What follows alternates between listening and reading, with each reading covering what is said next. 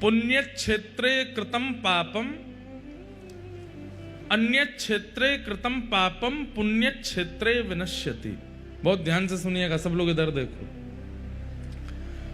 अन्य क्षेत्र में किया गया पाप, अन्य क्षेत्र किसको कहेंगे? जो तीर्थ नहीं है उसको अन्य क्षेत्र कहते हैं।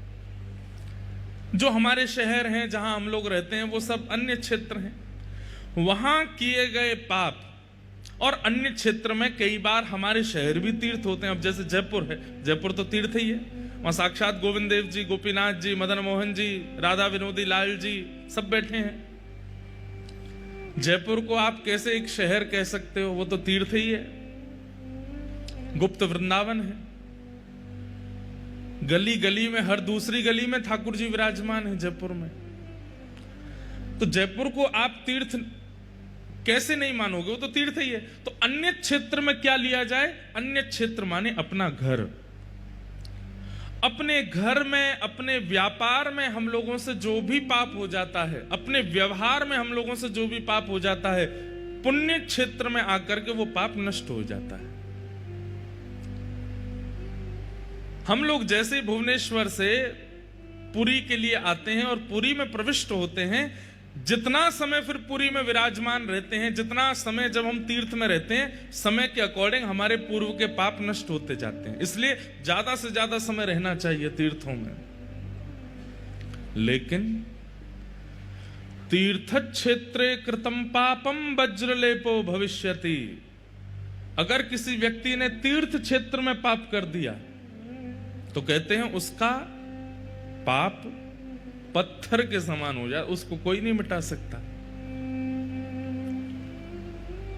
पर देवताओं ने जाकर के भगवान से प्रार्थना की कि ये कलयुगी जीव है नाथ, ये अन्य क्षेत्र में पाप करेंगे, तीर्थ में नहीं करेंगे, ऐसा बिल्कुल विचार मत कीजिए। ये तीर्थ में भी पाप करेंगे, और तीर्थ में अगर इन लोगों से पाप हो गया तो नाथ ये कहां जाएंगे? इनका उद्धार कैसे होगा?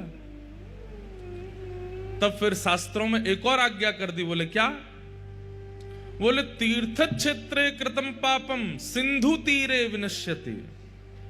समुद्र के तट पर अगर चला जाए व्यक्ति, समुद्र नारायण भगवान का दर्शन कर ले, तो तीर्थ में किए गए पाप भी समुद्र दर्शन से नष्ट हो जाते हैं।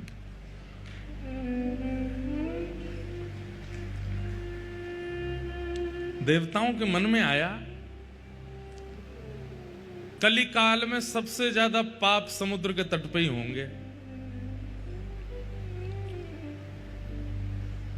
खा रहे हैं, पी रहे हैं, नाच रहे हैं, उल्टे सीधे काम कर रहे हैं, पड़े हैं समुद्र के तट पर। बोले जब समुद्र के तट पर ही पाप हो रहे होंगे फिर कहां जाएंगे ये लोग? तो कहते हैं अन्य क्षेत्र के पाप तीर्थ क्षेत्र में नष्ट होते हैं, तीर्थ क्षेत्र में किए गए पाप सिंधु के दर्शन, सिंधु तीर पर नष्ट हो जाते हैं। समुद्र तट पर जितने भी तीर्थ हैं वहां जाने से तीर्थ क्षेत्र के पाप नष्ट हो जाते हैं। लेकिन सिंधु तीर पर भी किया गया पाप, उसका क्या करें? बोले वो तो फिर सिंधु स्नाने विनश्यति, समुद्र में स्नान करने से नाश हो जाता है।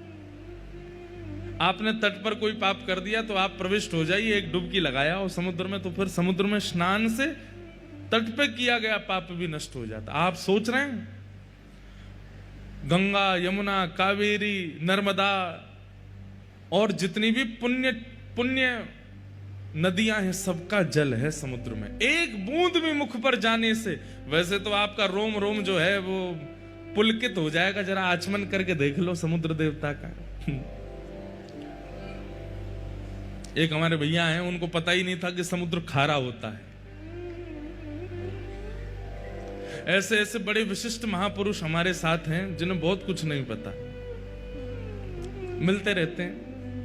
उनको यही नहीं पता था कि समुद्र खारा होता है। तो मेरे साथ स्नान करने गए, पहली बार समुद्र देखा। हमने कही भैया समुद्र में स्नान करने से पूर्व कम से कम अंजलि भर करके आचमन करना चाहिए। नदी में तो केवल एक हाथ से करना चाहिए, पर ये तो समुद्र है, यहां तो पूरा अंजलि भर के जितना जल आ जाए बिल्कुल ऐसी कस के करना, एक बूंद भी नहीं गिरो, पूरा पी जाना। उन्होंने अंजलि भरी महाराज ऐसे, और जैसे ही पान किया ऐसा लगा मानो 440 का किसी ने करंट लगाया हो। पूरे ऊपर से नीचे तक हिल गए, बाल वाल सब खड़े हो गए उनके।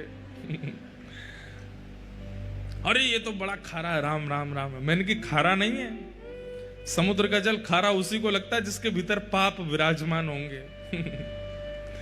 मैंने कि रोज पी पी करके चेक किया करो कि पाप कम हुए कि नहीं। सुख है। पर यह बात नोट करने की है, अन्य क्षेत्र के पाप पुण्य क्षेत्र में नष्ट होते हैं, पुण्य क्षेत्र के पाप सिंधु तीर पर नष्ट होते हैं, सिंधु तीर में किए गए पाप समुद्र स्नान से नष्ट हो जाते हैं। लेकिन भले चलाए लोग अब समुद्र में भी पाप करते हैं। कई बड़े बड़े शहर और बड़े बड़े उद्यमी लोग दुनिया के वो नाव करके जाते हैं, उस समुद्र के भीतर भी पाप करते हैं जाके। तो उनका क्या होगा? जो समुद्र में स्नान करते करते पाप कर रहे हैं उनका क्या होगा? ठाकुर जी बोले हमने ठेका नहीं ले रखा सारे पापों को नष्ट करने का, फिर तो उसी में डूब के ही मर जाओ, फिर नहीं कोई उपचार है बचने का। समुद्र में नहाते नहाते भी पाप कर रहे हो तो फिर भैया वहीं मर जाओ डूब के। लोग बाग बताइए, इतने पवित्र इतने पावन हमें पूर्ण रूप से पवित्र करने वाले समुद्र नारायण भगवान के भीतर भी नहीं बचते, उनके अंदर जाकर के भी पाप करते हैं।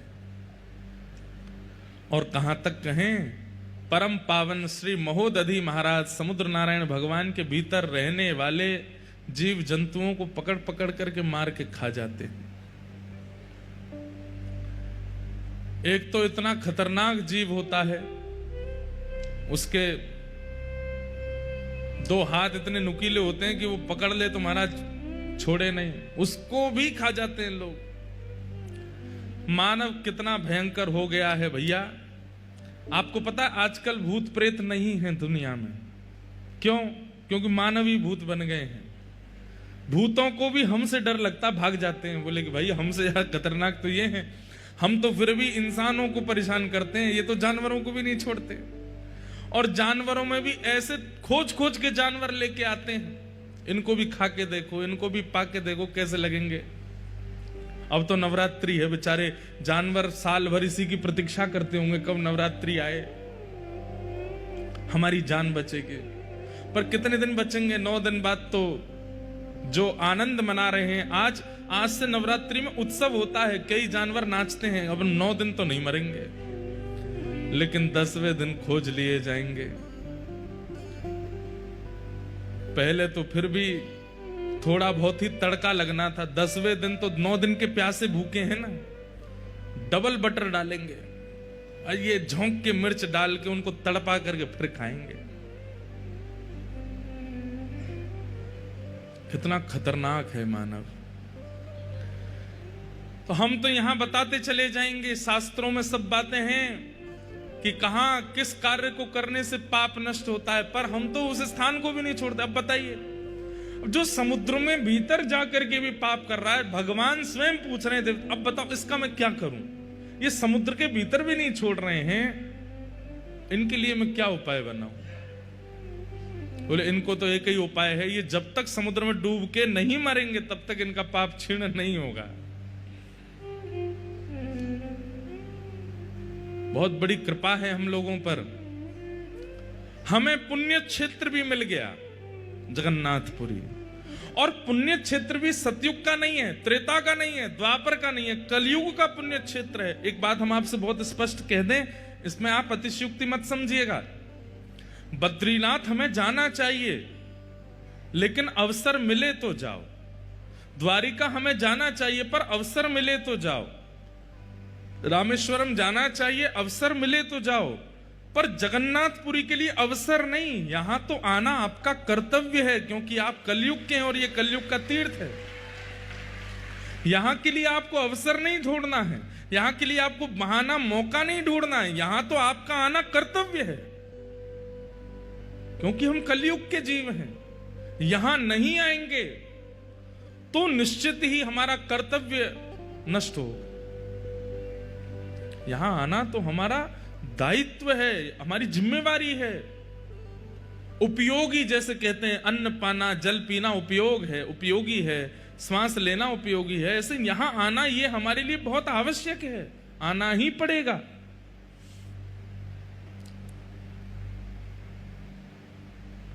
तो कितनी बड़ी कृपा है महाप्रभु जगन्नाथ जी की कि पुण्य क्षेत्र भी मिल गया, और पुण्य क्षेत्र भी कलयुग का पुण्य क्षेत्र,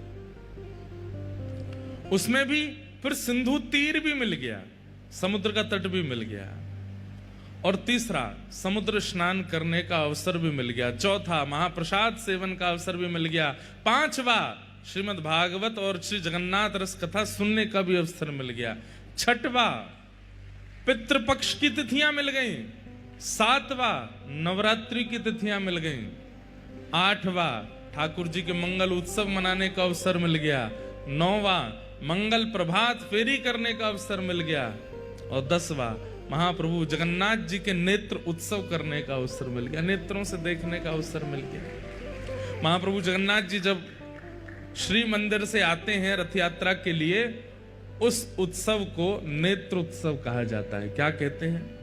नेत्र उत्सव, क्योंकि 15 दिन बाद महाप्रभु जगन्नाथ जी का दर्शन होता है, उसको नेत्र उत्सव कहते हैं।